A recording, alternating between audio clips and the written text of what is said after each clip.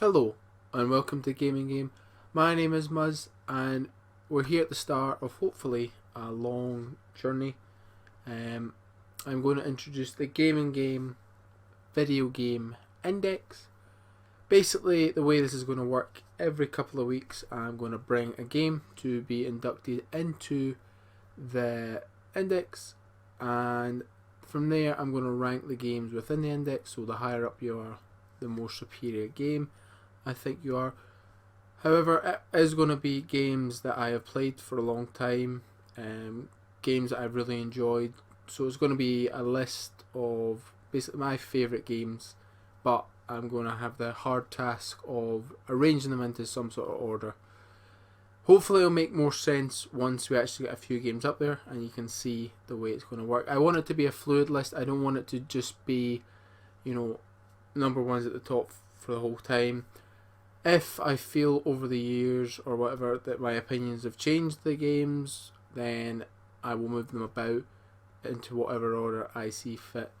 So before I start with the video game index, I would like to tell you about my interest in gaming, because I think that's very important going forward.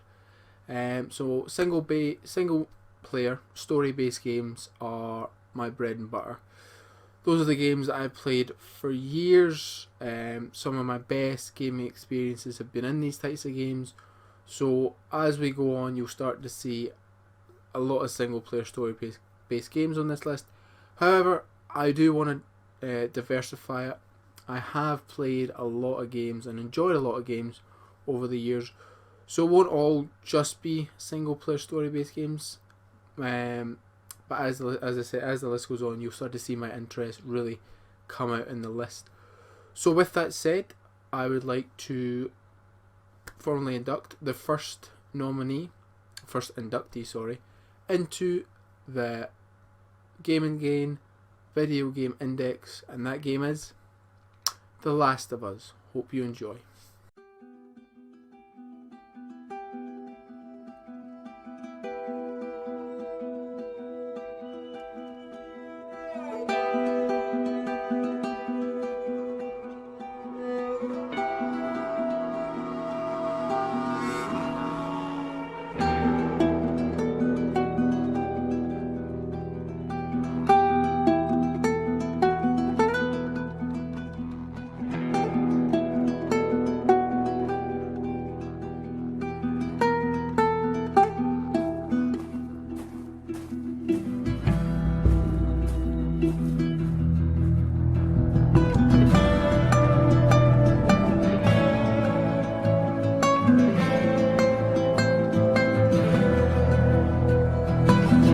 The Last of Us, released on June 14th, 2013 to critical acclaim, and widely thought by many to be Naughty Dog's best game, even to this day, which is saying something because of their back catalogue of games.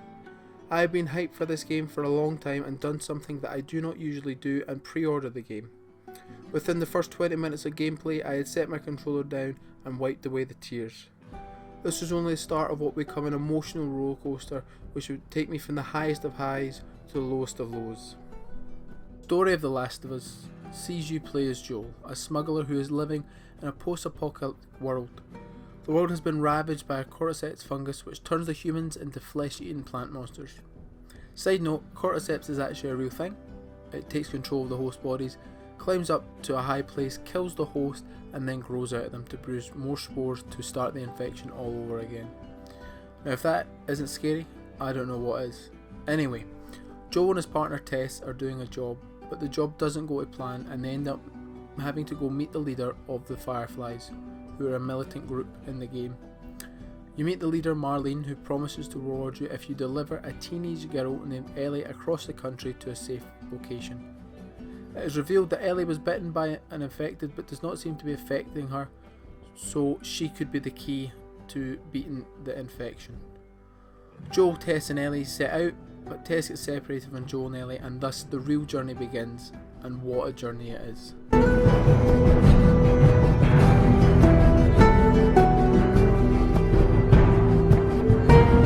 From the start, Joel and Ellie come across as very likeable but complex characters.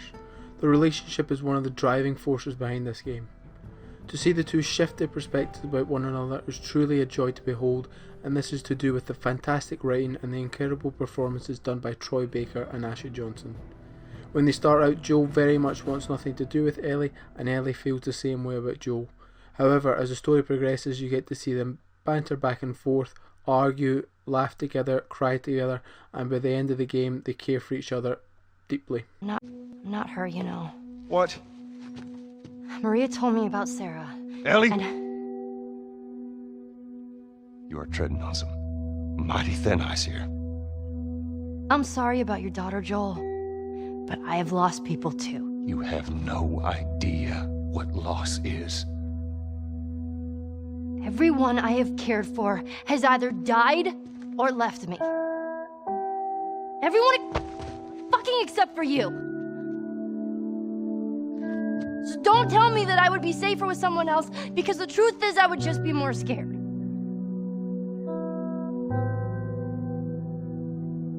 You're right.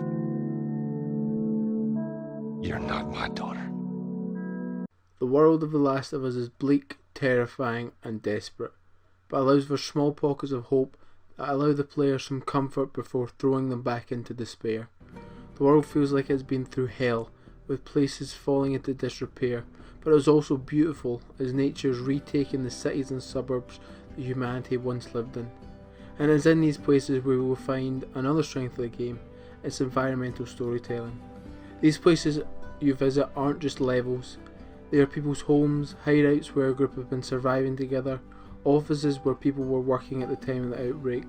The world feels lived in, from entering homes that have been quickly evacuated to businesses that have been abandoned. The world tells little stories that have occurred to people way before Joel and Ellie got there. One of the best examples of this is in the sewers, where you find the story of Ish, someone who was at sea for several months before coming back and making a base for himself and others in the sewers. As you imagine, the sewers are not empty, but Ish wrote down key events that happened in the sewers, and following the notes to its conclusion is one of the most shocking and depressing stories I have ever encountered in a video game. While not all levels have stories as drawn out as Ish, there are numerous notes, signs and indicators as to what happened to the people in this world. Check.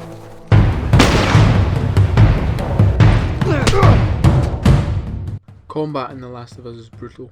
From every gun you shoot to punch you throw, the combat has a weight to it.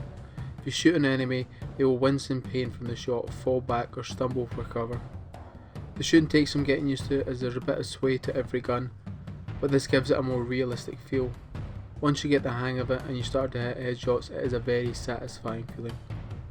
The melee combat in The Last of Us is ruthless. It's almost like you can feel every hit. You bash enemies over the head with blunt objects, slam them into walls, or just beat them with your fist. It's very meaty, and I will never get tired of picking up a brick and smashing it against an enemy's head. Combat encounters in The Last of Us are very intense. They force you to think on your feet and look at the options you have around you and come up with a plan. Whether you're trying to be stealthy or you end up using force, both are viable options, and if one doesn't seem to be working, you can always revert back to the other one. This isn't a game you can run and gun through. 1, due to the lack of ammo and resources you have, and 2, it would be doing the game a disservice. The game wants you to take your time and plan your next move.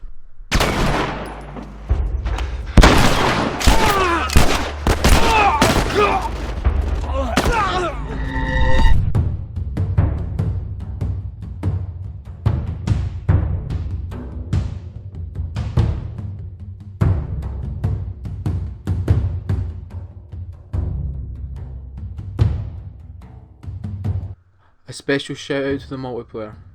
Most people coming into The Last of Us were not that excited for the multiplayer. People just assumed it would be another tacked on multiplayer mode that would just extend the life of the game. However, the multiplayer is brilliant. Taking the intense combat encounters from the single player and putting you into 4 versus 4 teams really brings out the strength in this game. Like the single player, you need to take your time and plan, but now teamwork is essential. You need to work with your team if you want to be successful in matches. In a lot of cases, you want to make sure you're close to your team in case you run into trouble or they need help. Multiplayer matches are a lot slower and more methodical than other multiplayer games, with little bursts of action here and there. A A lot of time you're gathering supplies and sneaking around the level trying to figure out where the other team are. Once you see the other team, you're trying to outmaneuver them before attacking. It is a multiplayer game that requires a lot of patience and strategy. And once you find the right groove, it makes for some memorable moments and forceful encounters. There's also a very cool metagame within the multiplayer.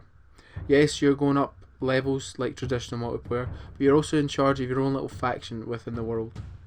Depending on how you do in matches, you'll bring back more supplies for your faction. The better you do, the more supplies you will need to get for your faction. You can also link it with your Facebook to add your friends into the game to add a little bit extra to the multiplayer.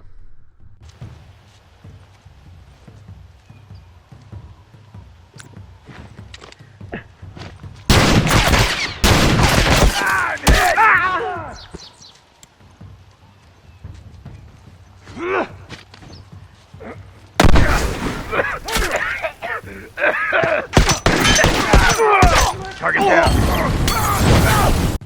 In my eyes, The Last of Us is a masterpiece. It told a complex and compelling story while also providing solid and brutal gameplay. A world that is rich in detail and immerses you deep within it, performances from actors who really bring the characters to life, and a multiplayer mode that is awesome to play. And that's why The Last of Us is in the index. Well, there we are everyone. Our first game on the index. So I hope you enjoyed watching. If you like what you saw, like the video, share it and subscribe to the channel. I'm going to have hopefully one of these up a month, along with the fitness stuff and more video game content. So any thoughts, comments, general hostile remarks, leave them below. Thank you.